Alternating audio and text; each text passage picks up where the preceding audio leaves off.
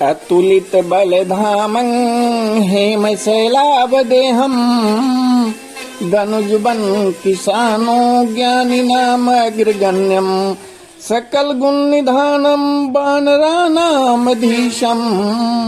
रघुपति प्रिय भक्तं बात जातं नमामि। क्या अब जानते हैं कि संकट मोचन हनुमान जी की माता अंजना जो थी वो पूर्व जन्म में क्या थी और उन्हें बानरी बनने का श्राप कैसे मिला था।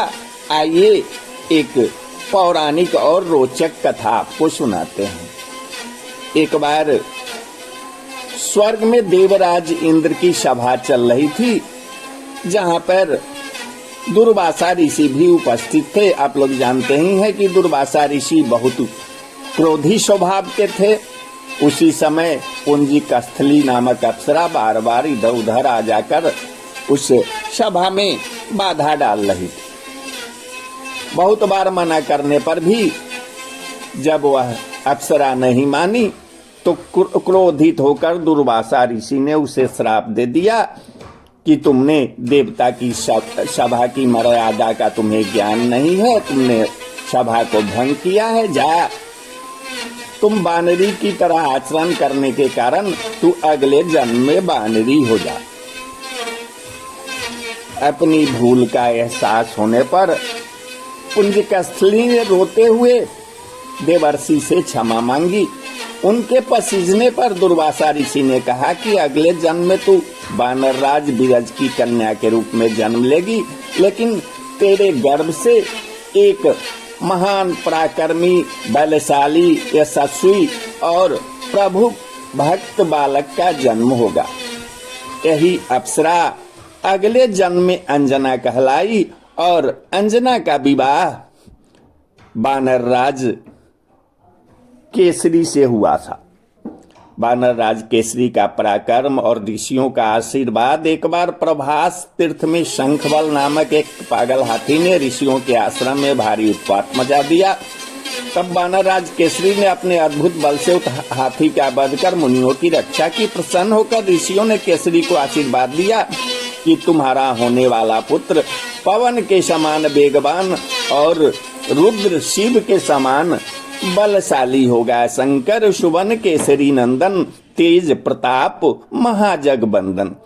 समय आने पर माता अंजना के गर्भ से एक अत्यंत तेजस्वी बालक का जन्म हुआ।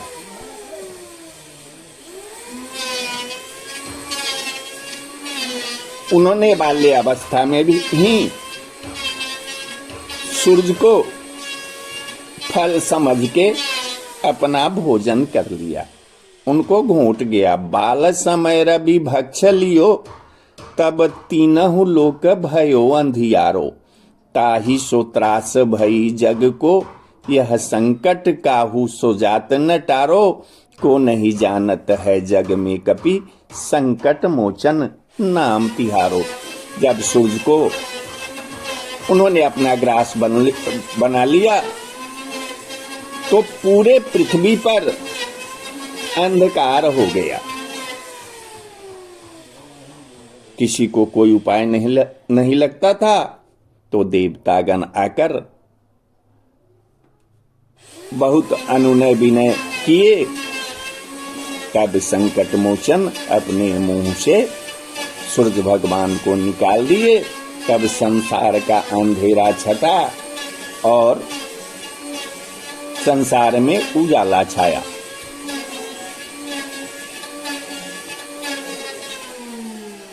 बालपन में जब वो बच्चे थे तो ऋषियों के आश्रम में अपनी चंचलता और अपार बल से बहुत कौतुक करते थे। इस चंचलता के कारण जो ऋषि मुनि यज्ञ तपस्या में लगे हुए थे उनको यज्ञ पूजा में बहुत व्यवधान होने लगा था। तब बाल सुलभ शरारतों को शांत करने के लिए ऋषियों ने एक श्राप उन्हें दे दिया कि तुम इतने उदंड हो, तुम अपने अपार बल को भूल जाओगे और जब कोई तुम्हें बल की याद दिलाएगा तभी तुम्हारी शक्तियां जागृत होगी। यही महान बालक आगे चलकर बजरंगबली श्री हनुमान जी के नाम से दुनिया में विख्यात हुए और भगवान राम के सबसे बड़े भक्त हुए। अवध धाम धामाधिपति अवतारण पति राम, सकल सिद्ध पति जानकी, दासन पति हनुमान। तो बोलो सियावर रामचंद्र की जय, अयोध्या राम लला की जय, वृंदावन बिहार।